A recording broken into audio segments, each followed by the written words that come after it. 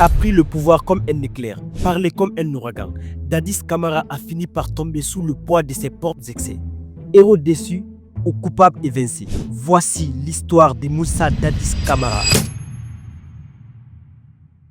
Moussa Dadis Camara, né le 1er janvier 1964 à Koulé, en République de Guinée, Dadis se forme en Allemagne et au Maroc.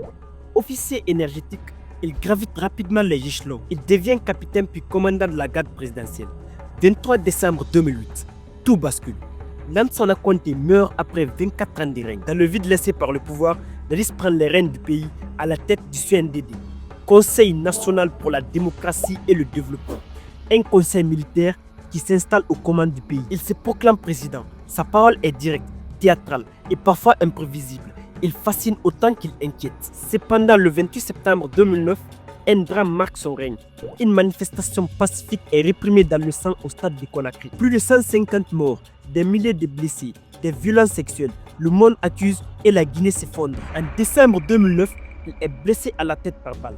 Lors d'une tentative orchestrée par son aide de camp, le commandant Abakar Toumba Diakité. Évacué au Burkina Faso, il entre dans un long exil. De retour en Guinée en 2021, il est inculpé pour les massacres du 28 septembre qui se sont déroulés au stade du même nom et environ. Le procès débute, les responsabilités s'accumulent.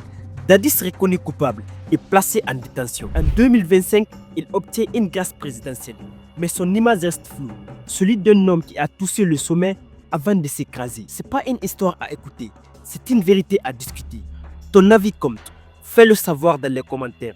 Si cette vidéo t'a impacté, alors abonne-toi, like, commente, mets sur favori pour ne pas la perdre.